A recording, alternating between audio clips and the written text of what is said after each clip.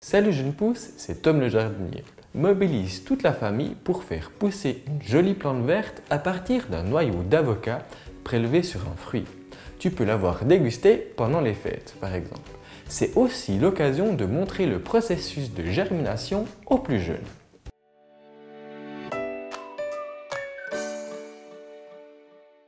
Dans la nature, l'avocatier est un grand arbre fruitier qui dépasse largement les 10 mètres de haut. Il est originaire du Mexique et se plaît en extérieur uniquement sous les tropiques.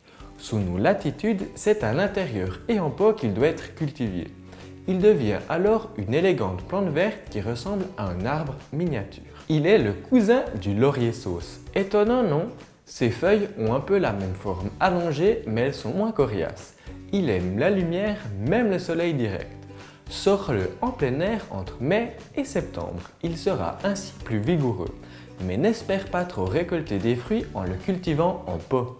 Quand il aura 3 à 4 feuilles bien développées, coupe l'extrémité de sa tige pour le forcer à se ramifier. La première fois que j'ai tenté de faire pousser mon noyau d'avocat, je n'ai pas réussi car en ouvrant le fruit, j'avais blessé mon noyau avec le couteau. Il faut donc avoir la main légère pour ouvrir l'avocat. Prélève ton noyau d'avocat sur un fruit bien mûr. Il doit être volumineux et bien formé. Si l'avocat est bio, tu es certain qu'il n'a pas subi de traitement qui gênerait la germination. La méthode de faire pousser son avocat dans l'eau est plébiscitée par les plus jeunes. Ils peuvent ainsi voir jour après jour le développement de leur avocat. Première chose à faire après avoir mangé ton avocat, c'est de préparer le noyau. Passe le noyau sous l'eau claire afin d'éliminer toute trace de chair sans enlever l'enveloppe brute. Plonge-le ensuite dans l'eau chaude entre 35 et 40 degrés pendant une demi-heure. Puis laisse-le sécher. Cette opération de trempage, qui est tout de même facultative, semble quand même accélérer la germination. Deuxième étape, installe-le. Pique 3 à 4 cure-dents latéralement dans ton noyau et pose le tout sur un verre dont le diamètre est bien supérieur à celui de ton noyau.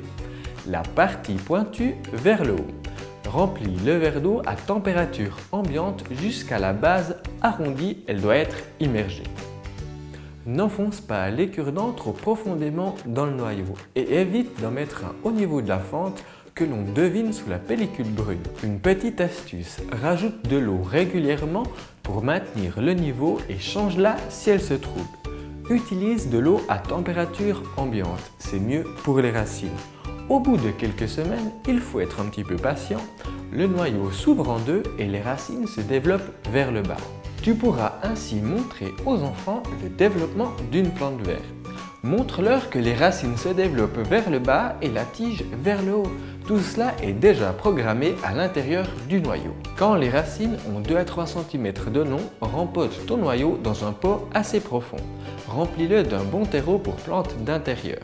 Maintiens ce dernier bien humide en permanence jusqu'à l'apparition des premières feuilles. Enterre le noyau jusqu'à la moitié de sa hauteur. Voilà, tu sais maintenant comment transformer un noyau d'avocat en une plante d'intérieur. Si tu as des questions, n'hésite pas à m'y poser en commentaire.